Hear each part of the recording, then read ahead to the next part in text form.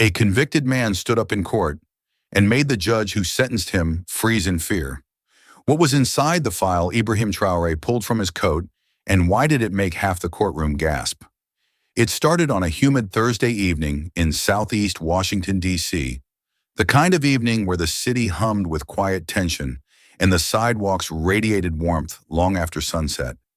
In a crowded community center tucked between two liquor stores and a shuttered laundromat, a group of teenagers sat in folding chairs, eyes fixed, breaths held as Ibrahim Traoré spoke without notes, without fear, and without a microphone. He didn't need one. His voice was calm, deliberate, but carried the kind of weight that made people lean in, not out. Dressed in a faded denim shirt and worn leather shoes, he paced slowly across the hardwood floor, more like a father than a teacher. No one, he said, was born disposable. Then he paused, and in that pause there was silence so deep you could hear a phone vibrate across the room. Ibrahim was more than just a community organizer. He was the community's conscience, a former immigrant from Burkina Faso, turned American citizen, turned educator activist, and some said troublemaker. Others called him a hope merchant. Either way, he made people listen. He'd been in the U.S. since he was 12. His mother had worked as a nurse's aide cleaning up after patients who wouldn't look her in the eye. His father gone before the plane left West Africa. By the age of 20, Ibrahim had seen more police stops than scholarships, but he had grit and questions. Why did his zip code determine his access to books? Why were schools shutting down but juvenile detention centers expanding? Those questions fueled him. He got his GED in the same neighborhood where his cousin was killed in a gang dispute. He earned his degree in sociology from Howard University, graduating magna cum laude while working nights stocking shelves.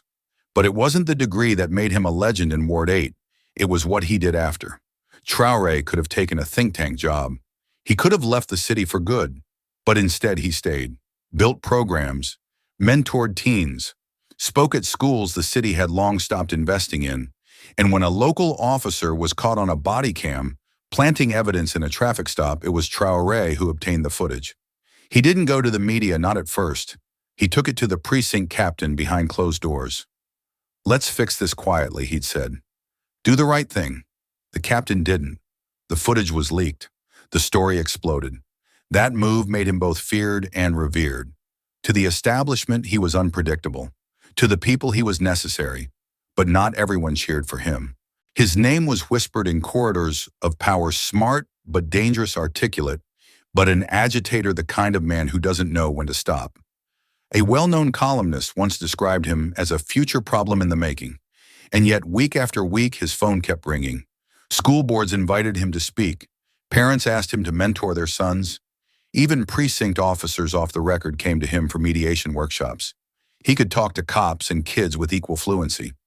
"You don't trust each other," he'd say, "because this city taught you both to be afraid." By the time he turned 34, Traoré had helped reduce youth reoffense rates in 2 neighborhoods by nearly 30%. He'd built an after-school program called the Fifth Chance because, as he put it, some kids need more than just one. He wasn't rich. He didn't drive a Tesla. He still lived in a rent-controlled apartment next to a struggling barber who called him Mr. Mayor just to mess with him. But people listened when he spoke. They nodded when he walked into rooms. Even his critics admitted he made noise, but he got results. So when the news broke that Ibrahim Traoré had been arrested, that he was under federal investigation for conspiracy and digital fraud, it didn't just rattle a few neighbors. It cracked something at the core of the community's soul. No one believed it. At first, then came the video, grainy, muffled, but unmistakably showing a man who looked like Ibrahim in what looked like a private meeting, speaking in terms that sounded transactional. Money, digital transfers, silence in return. The footage aired on Channel 9 just 2 days after his arrest. No context, no explanation. Just headlines. Community leader caught in bribery scandal. And just like that, something shifted. Friends stopped returning calls. Local leaders distanced themselves. Rumors sprouted like weeds. Had he always been a fraud? Was the activist persona just a cover? But there were those, mostly the forgotten, the kids he once mentored, who whispered another question late at night. Why now? Who wanted him gone? What if that video wasn't real? no one had answers. But soon the whole country would be asking the same questions. It happened at 3:17 a.m. Ibrahim Traoré had just fallen asleep on his living room couch, a half-finished cup of ginger tea on the table beside him, an open notebook resting on his chest, pages filled with hand-scribbled ideas for a youth leadership summit he was planning. Outside, the city was quiet, save for the occasional siren wailing in the distance. Inside the apartment was peaceful, until the front door exploded off its hinges. A flash grenade hit the carpet before Ibrahim could lift his head. The room filled with light and smoke, shouting, boots, dozens of them.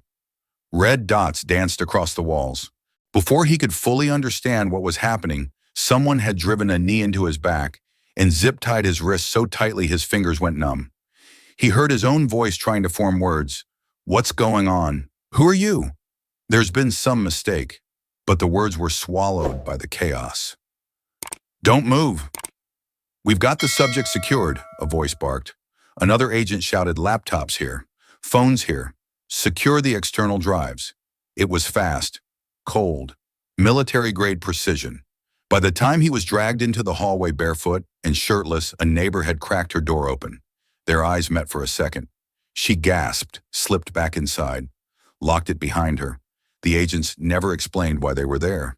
Not until hours later at the field office under a pale light and the relentless hum of a malfunctioning air vent did a man in a crisp gray suit and blue latex gloves walk in with a folder and say, Mr. Traoré, you're being charged with conspiracy to commit wire fraud, unauthorized access to protected systems, and laundering digital assets connected to a foreign network. Ibrahim laughed, not out of arrogance, but because it was so absurd. Is this a prank? You think I laundered money through a foreign network? What does that even mean? The agent didn't blink. He simply slid a printed image across the table. It was a screenshot, grainy, blurry, but it looked like Ibrahim sitting across from another man in what appeared to be a warehouse office speaking intently. His mouth was mid-sentence. The subtitle below read, I just need it cleaned before it hits the domestic ledger. Can you guarantee that Ibrahim stared at it, his heart racing? That's not me, he said quietly. I've never seen this place in my life. But the agent's reply was ice cold. A grand jury disagrees. By the time his public defender arrived, late disheveled and clearly overwhelmed, the case had already been fast-tracked. The judge overseeing the pre-trial hearing was none other than the Honorable James Boasberg, a respected name in the judicial circuit, with deep political roots and an unshakable reputation as tough but fair. Except this time he wasn't just tough, he was surgical. Boasberg reviewed the digital evidence in chambers and ruled that the video, coupled with bank anomalies and unnamed witness testimony, was more than sufficient for indictment. Ibrahim was denied bail. The charges were federal, his passport revoked, his accounts frozen, his name ruined. By midday, news outlets were already spinning headlines, breaking anti-corruption activists tied to digital money laundering scheme. DC hero or cyber criminal, shocking arrest, raises eyebrows. Was his whole persona a lie? He wasn't even allowed to call his mother before the press got to her first. She called the jail sobbing. I know my son. I know his soul, she said. This is wrong. This is so wrong.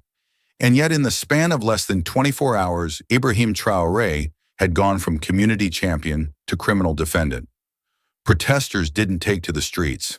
No public statements were made on his behalf. His email inbox was flooded with angry subject lines. Sponsors of his youth programs quickly issued disavowals. The city that once praised him now whispered rumors of betrayal. Inside his holding cell, Ibrahim sat on a thin mattress, the floor stained with old coffee and regret. His hands still shook, not out of fear but confusion.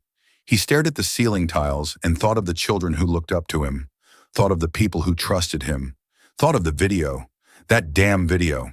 He had fought injustice his whole life, and now injustice had a face, a robed one. Judge Boasberg hadn't just approved the charges, he had pushed for them, quietly, relentlessly, and behind closed doors. But Ibrahim didn't know that yet, not tonight. Tonight was just the beginning of the storm. The video hit the airwaves less than 48 hours after Ibrahim's arrest. It didn't come from the court. It didn't come from law enforcement. It came as these things often do from a leaked source with no name, but unlimited reach. Local Channel 9 broke it first, calling it exclusive footage of a respected activist's dark double life. Within minutes, the clip was everywhere. Looped endlessly across screens and timelines, it showed a man who looked like Ibrahim, sitting in a shadowy office speaking low and deliberate. The audio was muffled, but the captions screamed, "We move it through the third ledger offshore." No names, no flags. There was no context, no timestamps, no second angle. Just a frame, a voice and a narrative already crafted. Networks didn't question it, they ran with it. Fast. By noon, one anchor on national TV called him a wolf in civil rights clothing. Another labeled him the face of a new sophisticated criminal underworld hiding behind social justice. The same politicians who had once invited him to speak at panels now distanced themselves with carefully crafted statements. If these allegations are true, they wrote, they would represent a deep betrayal of public trust. The word betrayer appeared in headlines across every major outlet more times than educator, activist, or citizen. But perhaps the sharpest blade came from silence. People who had once stood with him simply disappeared. His closest friends stopped answering calls. One by one, their numbers went dark. Messages left on voicemail were never returned. The parents of the teens he mentored were advised by their schools not to allow any further contact. A principal removed his name from the mentorship program's website. When one of his former students, 17-year-old Malik, tweeted, "Ibrahim saved my life. Don't believe the lies," the school suspended him for inflammatory conduct. Even inside jail, the news reached Ibrahim fast and cruel. The guard on night shift tossed a folded newspaper through the cell bars. The front page read, "From hero to hacker DC. Activist at center of crypto laundering scandal." Below it, a second headline, "Judge Boasberg promises full prosecution." When the trial began, the courtroom was packed not with supporters, but with reporters, critics, and those eager to see the city's moral mouthpiece humbled. Cameras weren't allowed inside, but that didn't stop the press from circling the building like vultures. Each morning they called out to him as he was escorted in chains. "Mr. Traoré, any comment on the new charges? Do you still stand by your innocence?" His court-appointed attorney stumbled through pretrial motions. The defense team had no access to the raw video file, only the prosecution's edited submission. Requests for independent forensics were delayed, denied, and dismissed as unnecessary. Judge Boasberg presided without recusal. No one questioned it. No one dared. The verdict was swift. After only 4 days of trial, the jury returned with a unanimous decision, guilty on all counts. In that moment, as the clerk read the words aloud, 15 years in federal prison time slowed. Ibrahim sat motionless, blinking, searching for air. His mouth was dry, his legs heavy, but he didn't cry. He didn't shake. Instead, he looked at the judge and said calmly but clearly, "This will not end here." Boasberg didn't respond. He simply adjusted his glasses and tapped his gavel. The courtroom emptied quickly after that. Reporters filed their stories. The city moved on. But something had cracked inside Ibrahim Traoré that day. Not his faith, not his fire, but a boundary. A line he had once sworn not to cross, the belief that justice could only be fought for outside the system. That day, as he was led away in shackles, he decided something. If the system was going to cage him, he would learn its every corner. And when he came back, he wouldn't be the one on trial. The bus ride to Blackridge Federal Penitentiary felt like a funeral on wheels. The windows were tinted dark, the seats cold and cracked. Ibrahim sat chained at the wrists and ankles, staring down at the floor as the city faded behind him. No more courtrooms, no more headlines, just a long, silent drive toward the end of everything he had built. Blackridge was infamous, a maximum security prison, built like a bunker on the outskirts of Virginia home to some of the most violent offenders in the federal system, the kind of place you were sent to be forgotten, not reformed. As the gates clanged shut behind him, and the processing guards fingerprinted and photographed him without eye contact or explanation, Ibrahim felt something slip out of him. Not fear, not anger, something deeper. A thread of connection to the outside world, to purpose, to hope. His cell was small, barely 8 feet wide, with flaking gray walls, and a slit of a window that barely caught light.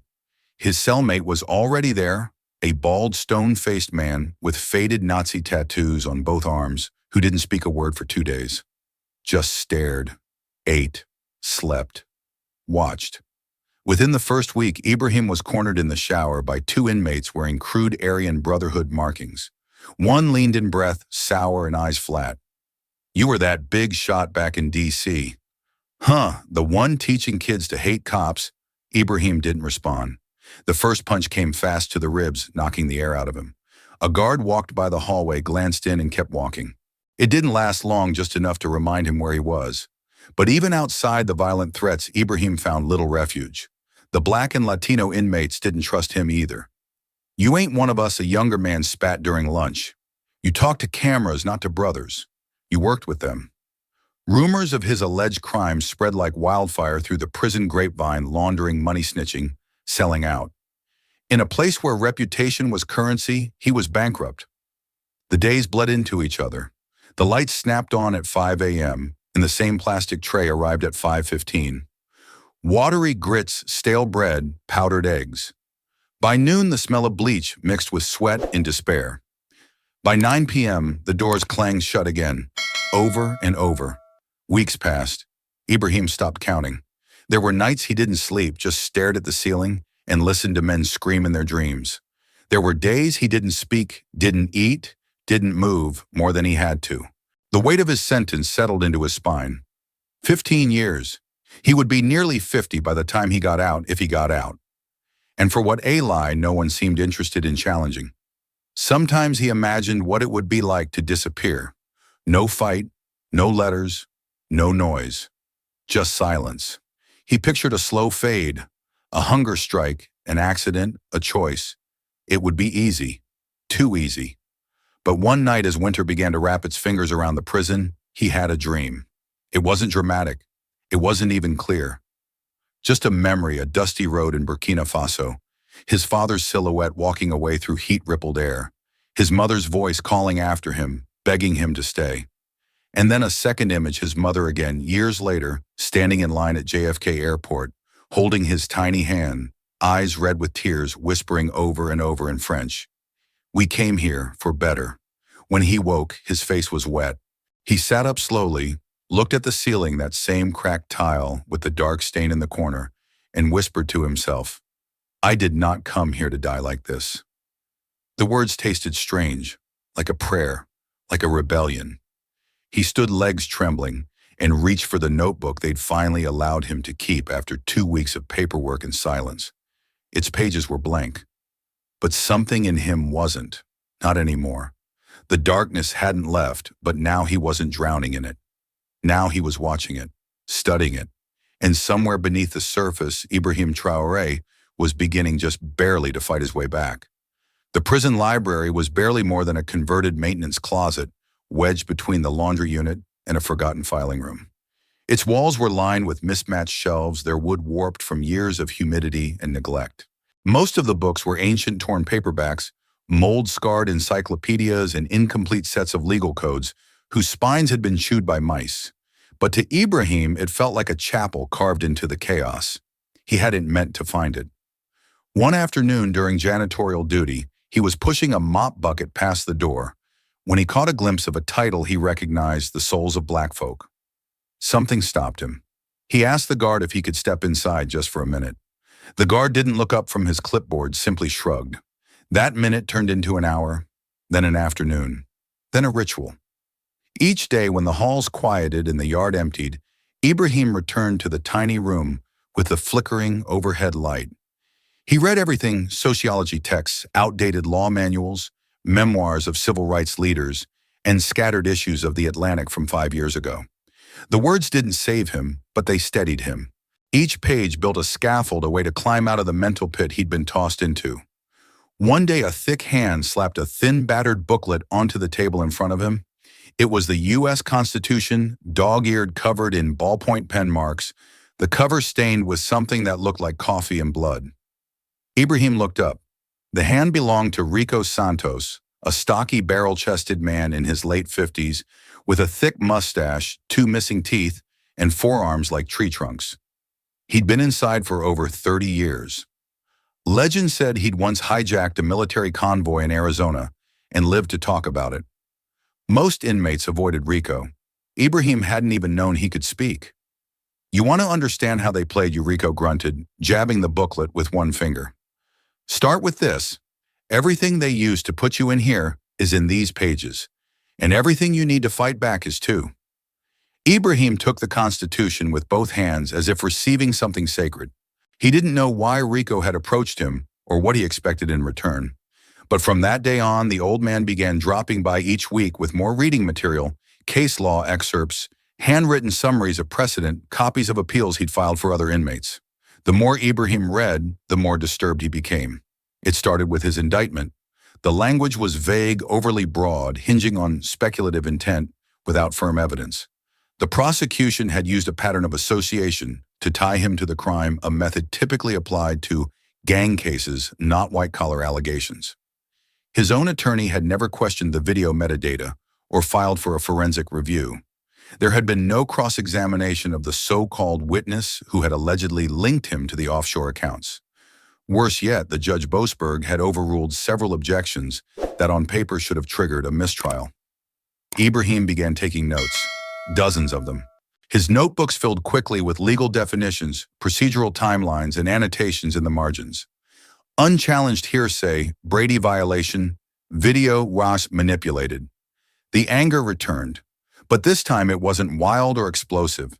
It was focused, sharpened like a blade.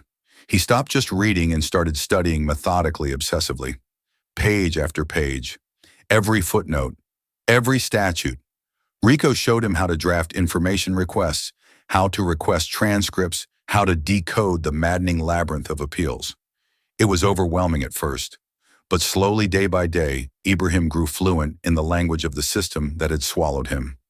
One evening, hours after lights out, he sat cross-legged on his bunk, the Constitution open on his lap, and whispered a single sentence into the darkness. They didn't expect me to learn their playbook. He closed the booklet not with finality but with intention. For the first time since the cuffs snapped closed around his wrists, Ibrahim Traoré no longer felt like a prisoner. He felt like a strategist. And soon the system would know what it meant to educate the man it tried to destroy. The news came on a Tuesday afternoon, smuggled in like contraband between the pages of a torn magazine. Ibrahim had just returned from kitchen duty, his hands still smelling faintly of dishwater and bleach, when Rico tossed him an old copy of The Hill, folded twice and underlined in red. The headline was short, almost sterile. Judge James Boasberg, considered for federal circuit court nomination. Ibrahim read it once, then again, then a third time slower. Boasberg, the same man who'd denied every motion his defense team filed, the same man who'd allowed the prosecution to submit a video clip without independent forensic verification. The same man who had stared him down in court not like a judge observing a citizen, but like an executioner doing a job. Now that man was being rewarded, elevated, trusted with even greater power. Ibrahim folded the paper slowly and set it on the edge of his bunk. He didn't speak for a long time. Rico watched him from the other side of the room, quietly peeling an orange with a plastic spork. "You good?" the older man finally asked. Ibrahim nodded once, but his jaw clenched. His eyes unfocused stared at the cinder block wall in front of him. Something ancient stirred behind them, deeper than frustration, deeper even than betrayal. It was rage, but not the kind that screamed. It was the kind that burned cold and clean, the kind that carved resolve into bone. That night he didn't sleep. Instead, he laid on the thin mattress, staring up at the ceiling, recalling every second of that courtroom, every objection Boasberg overruled, every time the prosecution twisted a fact, every time his lawyer fumbled through a page of notes like a man drowning in paper. They had taken everything, his work, his name, his voice. They had dragged his mother's hopes through the mud and crushed the trust of the very kids he had fought to uplift. And now the architect of it all was rising higher, cloaked in honor. No, he thought. Not like this.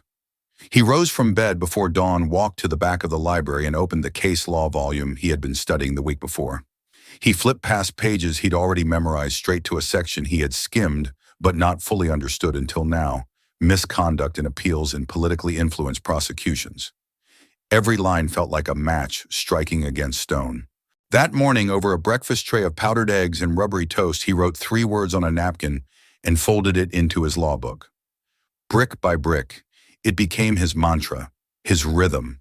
He repeated it in his head during roll call, whispered it during lockdowns, tapped it on the walls like Morse code when he couldn't speak his anger aloud. If Boasberg wanted to rise, Ibrahim would be there to pull the veil from his robe. Not with fists, not with riots, but with statutes, filings, depositions, and truths the system had buried under years of red tape and political convenience. He would dismantle the lie that caged him and expose the lie that elevated his judge. He wasn't naive. He knew it would take time, maybe years, maybe all 15. But Ibrahim Traoré no longer measured his life in months or minutes. He measured it in steps, in signatures, in facts that could not be denied. This wasn't just survival now. This was war on paper and precedent and in the courtrooms that had once tried to erase him. By the end of the week, he'd submitted his first formal request, a motion to obtain the original video file and its metadata citing possible evidence tampering. It was denied. Of course it was. But that wasn't the point. The point was this. The man they buried had started digging, and he was going to dig until the truth gasped for air. The first motion he filed wasn't for himself. It was for a man named Devin Marks, 23, soft-spoken, with eyes that never met yours, and a neck tattoo that read tried. He'd been sentenced to 7 years for burglary and assault, but when Ibrahim saw the file, something didn't sit right. The arrest report didn't match the statement. The victim's timeline was vague, and the trial transcript showed no mention of an alibi that Devin swore existed. Ibrahim spent 3 nights combing through the paperwork, underlining inconsistencies, checking citations, scribbling notes in the margins. He didn't promise anything. He didn't raise Devin's hopes. He simply said, "Let me try." 2 weeks later, a federal clerk acknowledged receipt of the motion. 6 weeks after that, a judge overturned one of the charges on procedural grounds, cutting Devin's sentence by nearly 2 years. Word spread fast. By the time he helped overturn a second minor conviction, this one for a man named Leon, who'd been picked up on a drug charge while sleeping in the back of a car he didn't own, people stopped calling him Traoré. Now they called him Professor T. It started as a joke, but stuck like gospel. Even guards began using it, half in respect, half in disbelief. One officer muttered as he passed, "Worry, the guy's building a damn law school in cell block C." Ibrahim never asked for anything in return. No favors, no protection. Just their patience and, if possible, their attention. And with that attention, something remarkable began. Twice a week after dinner, a group of inmates would gather in the common room. Ibrahim would drag out a whiteboard salvaged from the prison's education wing, wipe it clean, and begin teaching. He started with the basics. What is due process? What is hearsay? What rights do you actually have once you're arrested? Then he moved to more complex territory, parole board protocols, appeals procedure, sentencing guidelines. He'd break it down piece by piece, turning legal jargon into plain speech, pulling case examples from their own experiences. At first, only a handful showed up, then a dozen, then more. Inmates who had once dismissed him as that activist dude now sat on the edge of plastic chairs, nodding, taking notes with broken pencils on torn commissary receipts. Even rival gang members began showing up, men who hadn't spoken to each other in years, now sitting side by side, scribbling definitions and writing questions. Professor T, one younger inmate named Corey, asked one night, "You think someone like me could actually fight my case?" Ibrahim looked at him for a long moment, then said, "You're already fighting it, brother, just by asking that question." What he didn't say, what he didn't need to say, was that teaching them gave him purpose again. In guiding them through their own injustice, he began pulling himself out of his own. But not everyone liked what was happening. One warden filed a report accusing Ibrahim of unauthorized assembly. A senior officer warned him that teaching legal concepts without official supervision violated prison education policy. A lieutenant once pulled him aside and said, "You're not getting out early for this, you know. No one's watching." Ibrahim smiled. "They're watching," he replied quietly, glancing toward the window where 3 young men sat reviewing parole documents under the flicker of a dying light. He wasn't building a revolution. He was building understanding. And in a place designed to crush that, it was nothing short of radical. Every night after the classes ended and the cells locked down, Ibrahim returned to his bunk with stacks of handwritten notes, requests for help letters from inmates' families who'd heard rumors about the man teaching law behind bars. He answered everyone. One evening he found a crumpled envelope under his pillow. No name, no sender, just one sentence on a torn scrap of paper. They locked up your body, but not your mind. Ibrahim folded the note and tucked it into the pages of the Constitution Rico had given him months before. It had become his ritual, a sacred act in a place that offered no rituals. For the first time since the cuffs had clicked shut, Ibrahim didn't just believe he could survive this place. He believed he could change it. By the time Ibrahim filed his first formal appeal, he had spent over 18 months inside. 18 months of studying, annotating, mentoring, and refining his understanding of the very legal system that had swallowed him. He knew the timing was ambitious. Few appeals were granted so soon after sentencing, but the facts he believed were finally strong enough to demand another look. The motion was carefully crafted, its language measured and precise. He cited Brady versus Maryland, arguing that the prosecution had failed to disclose the full forensic history of the video evidence. He referenced Napue versus Illinois, suggesting that the court may have relied on materially misleading testimony from a digital forensics expert whose credentials had never been independently verified. More than anything, he asked for one thing: the original, uncompressed video file and its metadata. That request, he believed, was the key.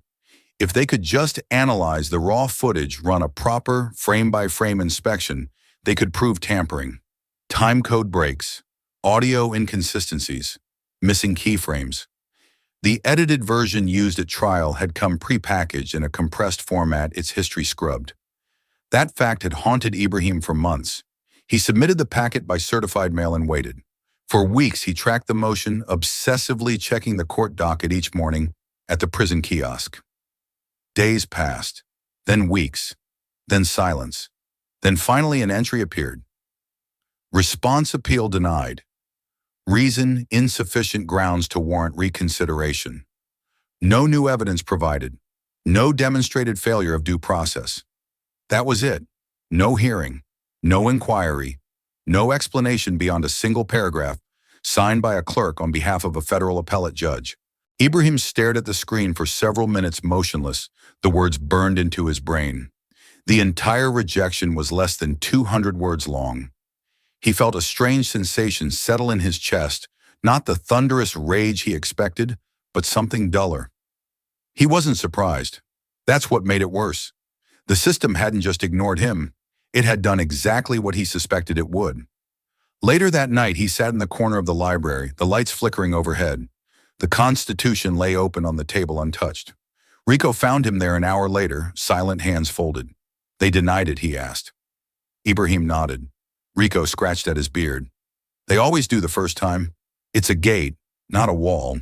It felt like both Ibrahim muttered. You filed it clean. You hit precedent. You quoted facts. What didn't they like? They didn't review the metadata, he said quietly, his voice suddenly sharpening. That's what this is. They didn't even mention it in the denial, which means either they didn't read the brief or someone didn't want them to.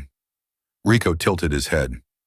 You think it was blocked? I think the video used to convict me wasn't just suspicious. It was planted, and now they're trying to make sure I never get access to the only file that can prove it. It was then that something shifted again in Ibrahim. Not despair, but precision.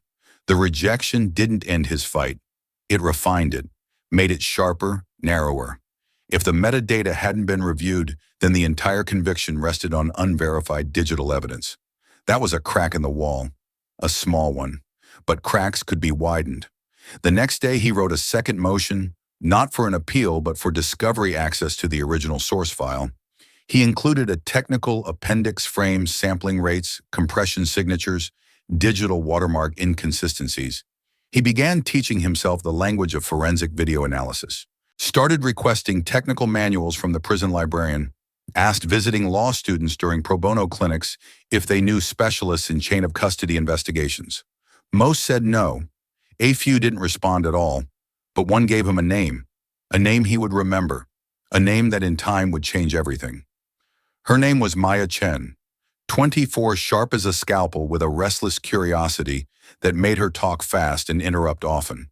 She was part of a legal mentorship initiative sponsored by a nearby university, offering paralegal students the chance to correspond with incarcerated individuals for research credit. Most students use the program to practice theory. Maya used it to challenge it. Her first letter to Ibrahim arrived folded into a standard-issue legal envelope, postmarked from Georgetown Law. She introduced herself, explained her access to video analysis experts, and included a list of forensic techniques she had studied: frame sequencing, pixel integrity mapping, audio frequency, mismatch detection. "I'm not a lawyer," she wrote, "but I know what sloppy manipulation looks like. I've seen it in civil cases. I think I can help you."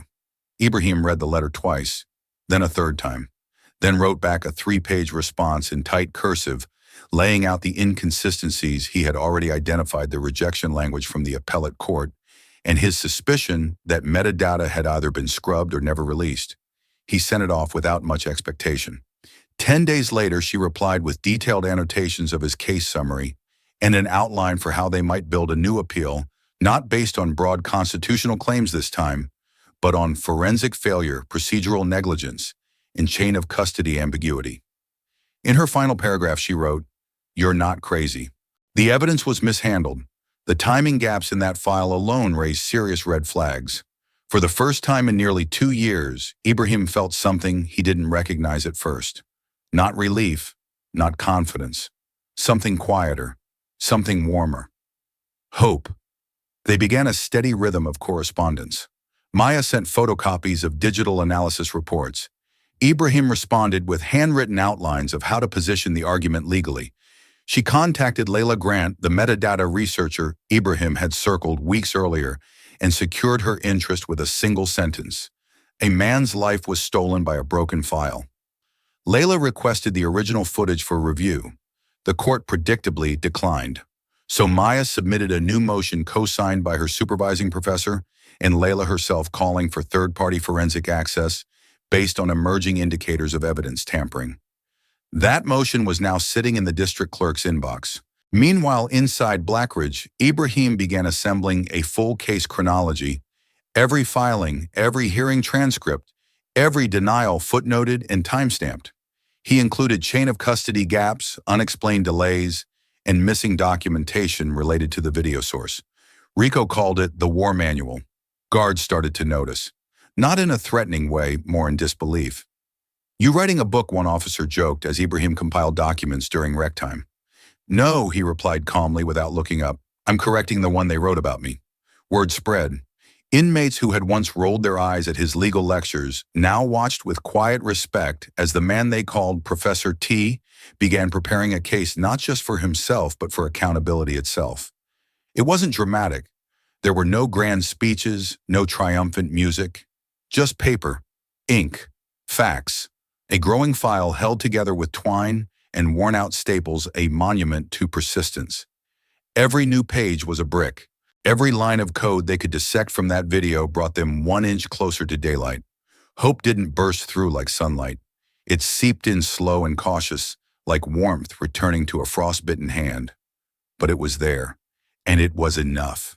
Enough to keep going. Enough to keep building. Because now Ibrahim Traoré wasn't just surviving the sentence. He was rewriting the ending. It came on a Wednesday. Overcast sky, damp air, pressing against the prison walls like a warning. Ibrahim had just finished reviewing case notes when the guard called his name during mail check. "You've got something legal looking." He recognized the handwriting instantly. Maya's. But inside the standard issue envelope wasn't her usual clean bulleted updates or citations. This letter was messier ink smudge, writing rushed parts crossed out and rewritten in the margins. There was no greeting, just a bold line at the top of the page. "You need to read this twice." She explained it all in sharp clipped sentences. The email had landed in her inbox the night before from an encrypted address. The sender identified himself only as HM, a former contractor for the Office of Federal Digital Evidence, OFDE, which had been subcontracted to process and validate evidence in Traoré's case. In his message, HM claimed he had been part of the forensics post-processing team that received the original footage used in the prosecution. According to him, the video had been edited in-house, not by the whistleblower source the prosecution referenced at trial. Worse, he alleged that a senior OFDE supervisor had directly instructed him to adjust time codes and compress the footage, clean it up for court, were the exact words he claimed were used. He went on to say he had voiced concern about the legality of tampering with original footage. 2 weeks later, he was removed from the project entirely. But before he was locked out of the system, he backed up the raw source files onto a secure offline drive. He didn't dare leak them publicly. Not yet. But he was ready to talk, on the condition of anonymity, and he wanted to talk to Ibrahim first. Ibrahim reread the letter 3 times, his pulse quickening. Not hope this time, adrenaline. For 2 years, he had suspected the video was doctored. For 2 years, he'd combed through transcripts and filing logs, trying to prove what no one wanted to investigate. And now, suddenly, there it was. Proof, or at least the promise of it. He folded the letter slowly and slid it into his legal folder, careful not to crease the pages. Rico noticed the shift in his posture when he returned to their block. "You got something," the old man said. It wasn't a question. "I might," Ibrahim replied. "I think someone on the inside wants to come clean." "What kind of someone?" "Tech, forensics. Says he handled my video. Says he was told to manipulate it." Rico's eyes narrowed. "He got receipts," Ibrahim nodded. "Timestamp backups, originals, on an offline drive." Rico let out a low whistle. "If that's true, you're not just walking out of here. You're blowing up the people who put you in." That night, Ibrahim didn't sleep. He paced the cell quietly, thinking through the implications. If this technician went public, if those backups could be verified by an independent lab, it wouldn't just exonerate him. It would force an investigation into every hand that had touched his case. The prosecutors, the contractors, the judge, Boasberg. But he also knew this changed the game. Information like this didn't just float out of nowhere. Either this man had finally cracked under guilt, or something, or someone, had spooked him into speaking up. Either way, Ibrahim had to move carefully. A wrong step could bury the evidence forever. The next morning, he wrote back to Maya with instructions. Tell HM he agreed to speak. Use a secure intermediary, request verification, video file creation timestamps, edit history logs and any internal memos or directives tied to the footage. Don't rush him, but don't lose him either. Maya replied 2 days later with a simple note. He's scared, but he's in. Backup files exist, located on an encrypted SSD stored off-site. He's working on pulling metadata summaries for legal review. He also said one more thing. Tell him I wasn't the only one who knew. That final line settled in Ibrahim's chest like a dropped stone. Someone else knew. And if one man had been coerced, how deep did the cover-up go? The battle ahead wouldn't be won with just law books and arguments. It would be waged with files, signatures, timelines, and witnesses whose silence was bought or broken. But for the first time, Ibrahim wasn't building his case alone. Now the truth had a voice, and it was whispering from inside the system that had tried to destroy him. Until now, Ibrahim had thought his imprisonment was a miscarriage of justice, a failure, a broken piece of a flawed system. But after the letter from the whistleblower, in the first glimpse of the forensic cover-up, something darker began to take shape. What if it wasn't a failure at all? What if it had been intentional by design? Maya sensed it too. Her next update wasn't about metadata or legal motions. It was a deep dive, a trail of breadcrumbs she'd followed over 2 weeks buried in campaign finance records, judicial disclosures, and quiet corporate mergers most journalists never bothered to examine. At the center of the web was Judge James Boasberg. She started with the simple facts. Boasberg had formerly worked as legal counsel for a prestigious DC law firm known for its connections to national security contractors. After his appointment to the federal bench, he had recused himself from several cases involving those firms, but not all. More notably, he had never publicly disclosed his brother-in-law's stake in NexusShield, a cybersecurity and digital surveillance company with federal contracts tied to prison monitoring software and evidence processing systems. NexusShield had a shell subsidiary, Optivus Data Group, which according to internal documents leaked during a trade dispute had previously handled digital evidence for the Office of Federal Digital Evidence, OFDE, the very same office where the whistleblower HM had worked. It wasn't illegal, not exactly, just murky, convenient, profitable. From there, the lines began to connect faster than Ibrahim could absorb them. Boasberg had close ties to a political action committee civic vanguard, which had spent millions lobbying Congress to expand digital security initiatives in the federal prison system. Several of those initiatives, it turned out, involved contracts for biometric surveillance and evidence storage awarded to firms under the Nexus Shield umbrella. But it didn't stop there. One of the law enforcement task forces involved in his arrest had received grant money that originated from the Justice Technology Advancement Fund, a quiet think tank Boasberg had once advised during his tenure as a federal magistrate. That fund, Maya discovered, received donations from private corrections stakeholders, companies that built prisons, developed digital ankle monitors, and processed inmate communication data for security purposes. At first glance, the web seemed coincidental, even predictable in a city like D.C., where everyone knew everyone. But in Ibrahim's case, these threads weren't just connections. They were motives. The public figure, the reformer, the man exposing bad policing practices and pushing for juvenile justice reform, the one calling for the defunding of corporate surveillance inside youth detention centers. He wasn't just an activist, he was a threat. And threats Ibrahim now realized weren't just opposed, they were neutralized. He sat alone in the library that evening, Maya's printed dossier spread across the table like a map of war. Rico hovered nearby, reading over his shoulder, silent. "You still think this was just a bad ruling?" Ibrahim asked quietly. Rico exhaled, shaking his head. This wasn't about guilt or innocence. This was about control. Ibrahim didn't reply. He simply flipped to the page showing a diagram at the center, Boasberg's name, surrounded by circles and lines leading to PACs, advisory boards, and lobbying firms. Some had their hands in prison labor contracts, others in digital evidence processing. All of them made money from keeping people inside. What chilled him wasn't just that Boasberg knew them. It was that Boasberg's elevation depended on them. "I wasn't just framed," Ibrahim murmured almost to himself. "I was silenced." And that realization did more than ignite his fury. It clarified his purpose. He wasn't just fighting for his freedom anymore. He was fighting to expose the entire machine that tried to crush him. The next day, Maya submitted a sealed addendum to the discovery petition. Inside were financial disclosures, contracts, and a summary of potential conflicts of interest, all tied directly or indirectly to Boasberg. This wasn't just a legal battle now, it was a reckoning. The lawyer's name was Elias Kerr, civil liberties specialist, former DOJ prosecutor turned reform advocate, known for making enemies in powerful places and smiling while doing it. He was lean graying at the temples, always in a wrinkled shirt like he'd just come from battle. When Maya presented Ibrahim's case to him over lunch at a bar near Capitol Hill, he didn't ask for permission. He asked for files. 2 days later, he submitted his signature. The motion was bold, a formal petition to the federal judiciary requesting extraordinary re-examination of Ibrahim Traoré's conviction based on newly surfaced evidence of digital evidence, tampering, chain of custody violations, and undisclosed conflicts of interest involving the presiding judge.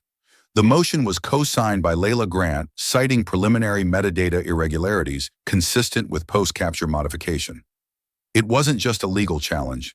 It was a declaration of war.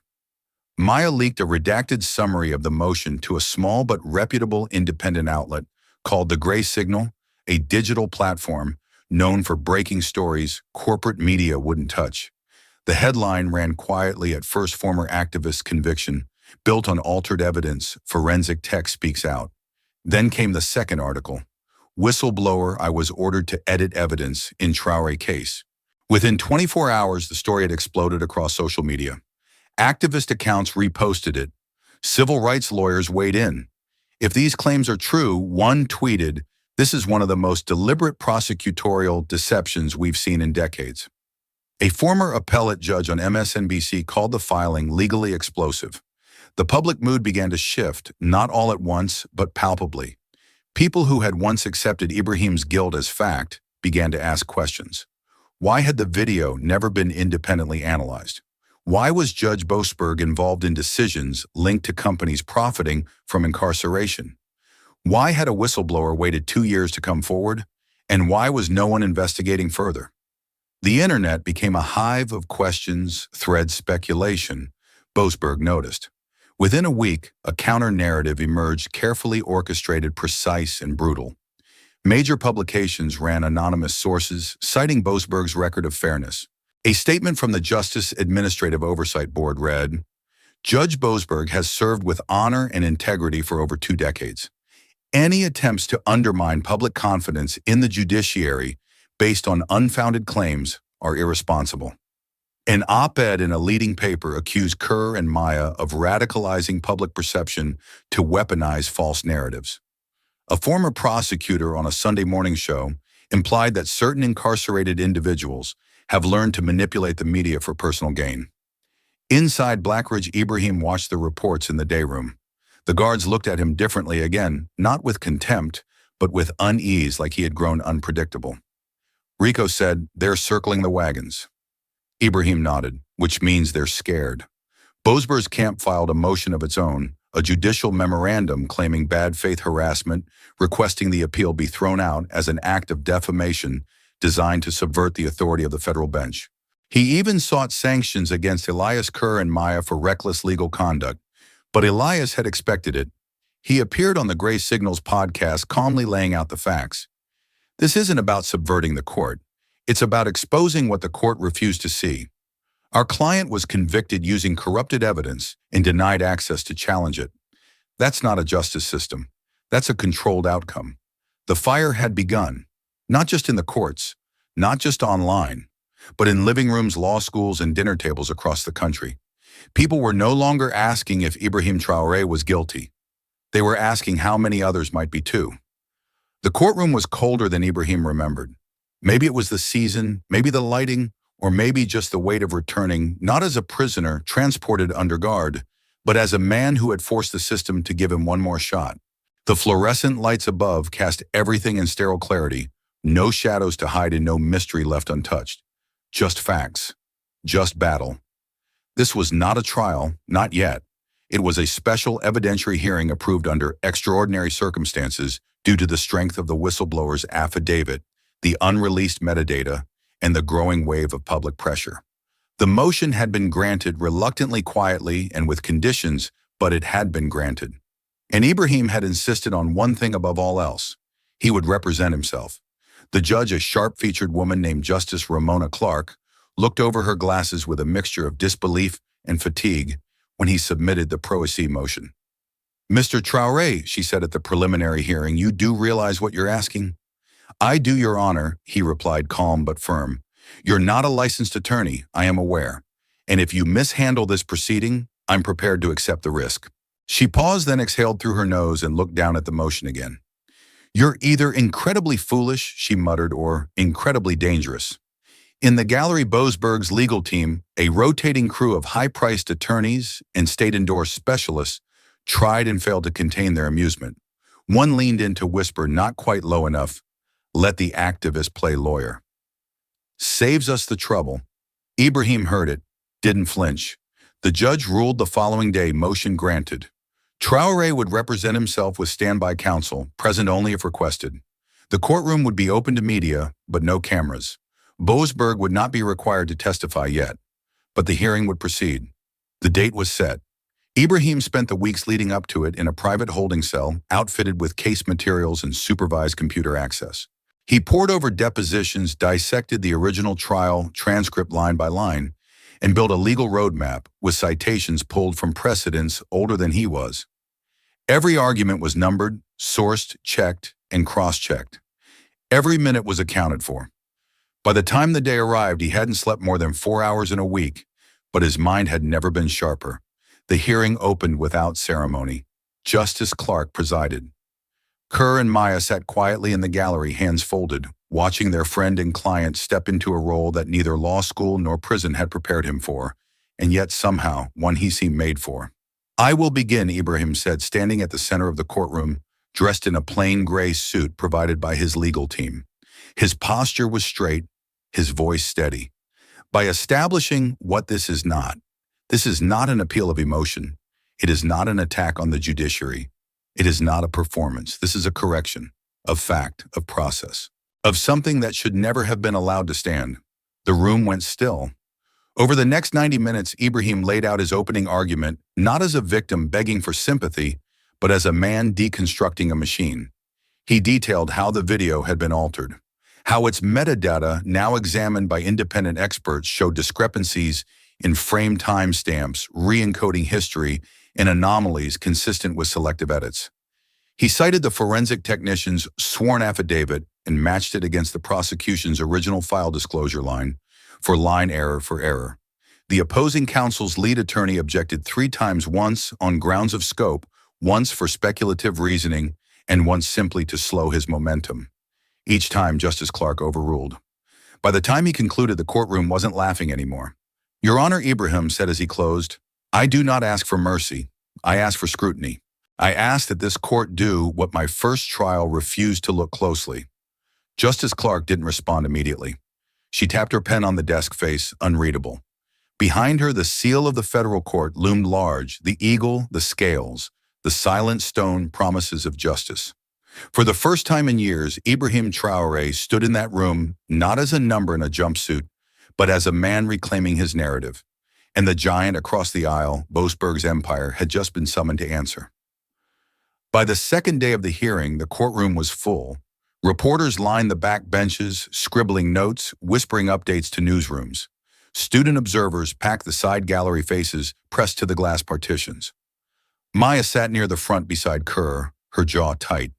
Rico, granted rare escorted access, sat stone still in a gray blazer, too small for his shoulders. He didn't blink once. Ibrahim stood calmly at the center of it all, flanked by a cart of binders and exhibits meticulously organized in numbered folders. He looked every bit the unlikely litigator, no law degree, no bar card, yet somehow commanding the attention of a courtroom usually anesthetized to testimony. His next move, the evidence. He began with Exhibit 14, the forensic report compiled by Layla Grant and her team, now formally admitted into the court record. The document laid out the anatomy of the video that had sent him to prison. It was not subtle. It was surgical.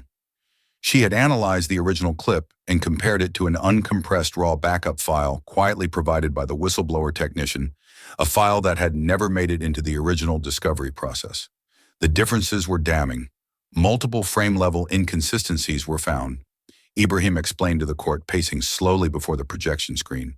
Between mine at 2:14 and 2:38, the video shows signs of re-encoding timestamps, jump audio sync fractures, and frame repetition occurs in patterns consistent with digital tampering. He paused, then pointed to a blown-up frame. "In this still, I allegedly say, I just need it clean before it hits the domestic ledger. But when we reviewed the raw file, that line never appears. Not in the waveform, not in the lip pattern. It was inserted, composited." The prosecution objected. "Your Honor, Mr. Traoré is speculating on expert analysis." But Justice Clark, now leaning forward in her chair, cut them off. "The report is in evidence. If you dispute its findings, your witness may respond on cross." There was silence. The court reporter's keys clicked softly like rainfall. Ibrahim moved to Exhibit 18, internal memos from OFDE, anonymously leaked, showing that contractors were instructed to prepare digital submissions in compressed format for courtroom efficiency, and that sensitive details be omitted from forensic summaries. One of the memos bore the signature of a name long buried in subcontracting paperwork, a digital analyst who had once worked under Boasberg's brother-in-law's company. He called her to the stand. Her name was Janine Archer, and she did not come willingly. Subpoenaed under threat of contempt, she sat rigid, glancing often at her court-appointed counsel. Her voice was flat, carefully measured. But under Ibrahim's cross-examination, it faltered. "Ms. Archer," he asked calmly, "did you personally process the video submitted from my original trial? I supervised the formatting. Were you aware that the original file had been altered? I was told it had been cleaned for clarity." "Clarity," Ibrahim interrupted, stepping closer. "Or compliance objection, overruled." She hesitated, then said quietly, "I was following instructions." "From whom?" Her eyes darted toward the prosecution's table, then away. "I can't say." "You mean you won't?" Silence. He let it hang there just long enough. When she was dismissed, the room felt different. Not dramatic, not explosive, just different. Like a spell had been broken, like the floor beneath the old narrative had begun to shift. By mid-afternoon, the gray signal posted a live update, Witness admits video was cleaned. Before trial, Traoré cross-examination raises eyebrows. National media followed. A headline on CNN that evening read, "Evidence in activist's conviction under serious question, was the system complicit?" And through it all, Boasberg's name, once untouchable, kept creeping closer to center stage. Justice Clark ended the day with a simple statement. This hearing will resume tomorrow at 9 a.m., at which time the court will review rebuttal from the original prosecution team. Ibrahim gathered his notes as the courtroom emptied, every step deliberate.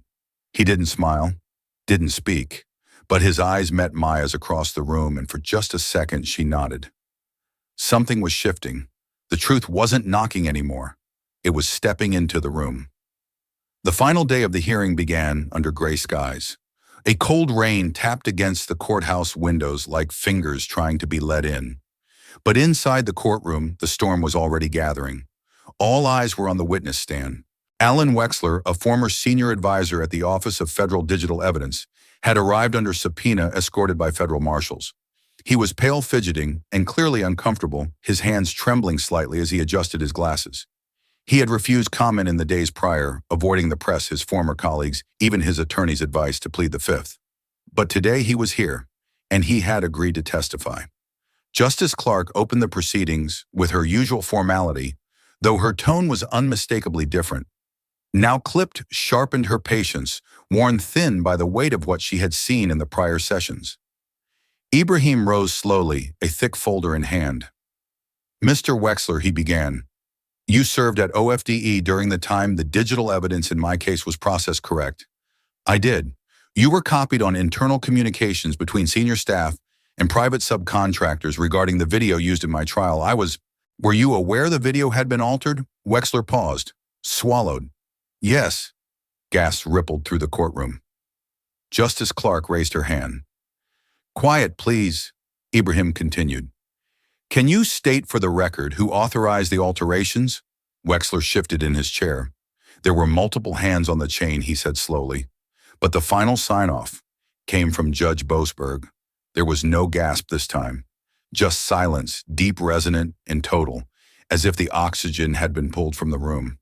"Clarify," Justice Clark said, her voice ice. "He wasn't just the judge assigned to the case." Wexler continued, eyes darting between the judge and Ibrahim. "He was involved in OFDE's early digital processing policy development. He had discretionary oversight authority on sensitive digital materials tied to federal investigations. When concerns were raised about inconsistencies in the raw video, the lead technician flagged them. Boasberg overrode the review. He said, and I quote, "This doesn't go to trial unless it's clean." Ibrahim didn't move, didn't blink. He let the words land where they needed to. The court adjourned for an emergency recess.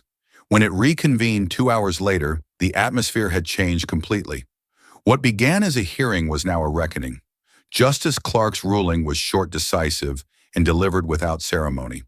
Given the overwhelming evidence of material tampering, undisclosed conflicts of interest, and direct judicial misconduct, this court finds the original conviction of Mr. Ibrahim Traoré null and void. The case is hereby dismissed with prejudice. Mr. Traoré is to be released immediately and unconditionally. This court further recommends an expedited inquiry into the conduct of Judge James Boasberg by the Judicial Review Council. The gavel fell. For a split-second, silence held the room hostage. Then applause. Loud, raw, spontaneous. It wasn't polite clapping. It was release, relief, vindication. Maya wept. Kerr let out a deep breath he hadn't realized he'd been holding. Rico stood slowly, hands folded across his chest, nodding once, like a man who had seen too much to cheer, but just enough to believe again. Ibrahim stood still. No fist pump, no tears, just a long breath steady earned. He looked up at the judge. "Thank you," he said, then turned to the courtroom. His voice wasn't loud, but it carried. "Justice doesn't restore what was taken, but it gives us the ground to rebuild."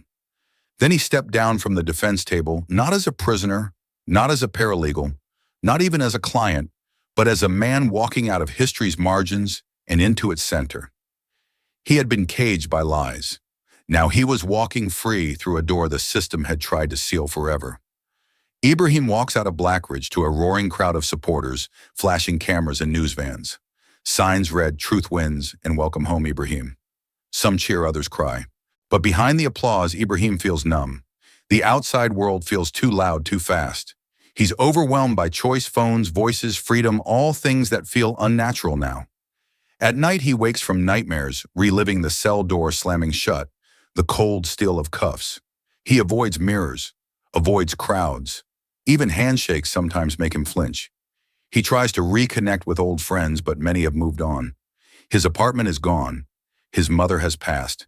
He visits her grave, kneels beside the headstone, and whispers through tears, "They tried to erase me, Mama, but you never let them." There in that quiet cemetery, he promises her and himself that freedom won't be the end of his story. He will build something that lasts, something that matters. Ibrahim slowly returns to public life, starting small guest lectures at law school's panels, on digital justice Zoom calls with advocacy groups. He speaks with calm, piercing clarity.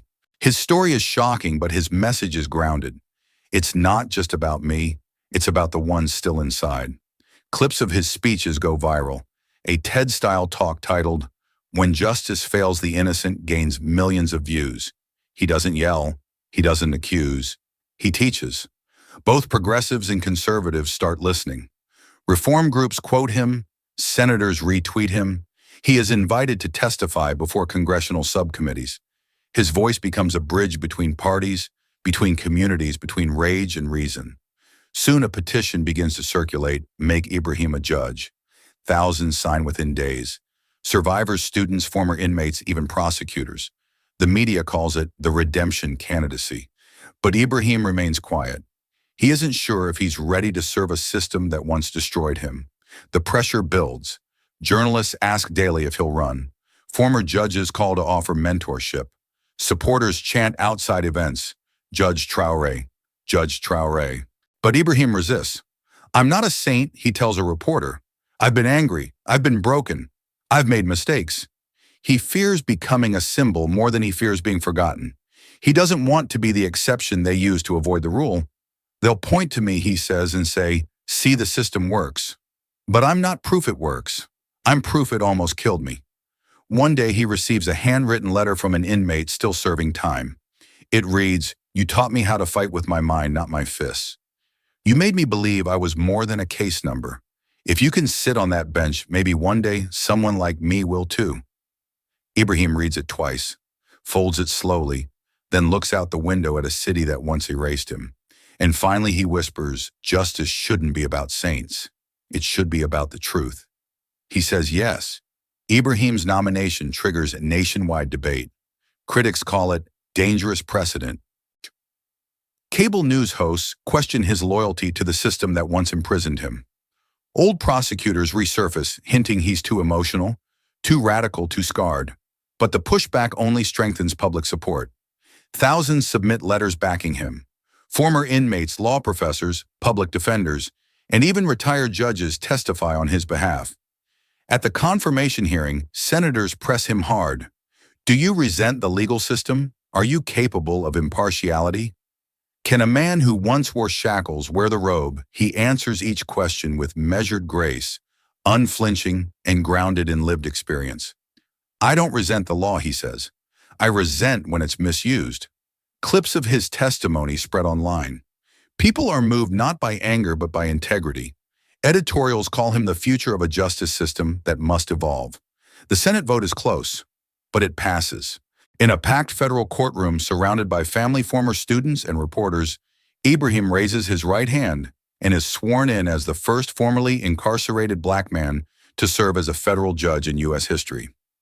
The moment is emotional, not just for him, but for a country watching history being rewritten in real time. His first case comes 2 weeks later, a juvenile facing sentencing for armed robbery. Ibrahim reads the file. The boy is 15. First offense. No legal representation during interrogation. In court, Ibrahim delivers a brief, powerful address. "The law must hold us accountable, but it must also believe in our capacity to grow." This court sees the whole person, not just the worst day of their life. He gives the youth probation, restorative counseling, and a mentorship placement. The story goes viral. The judge America needed reads the headline in The Atlantic. Ibrahim doesn't stop with the bench.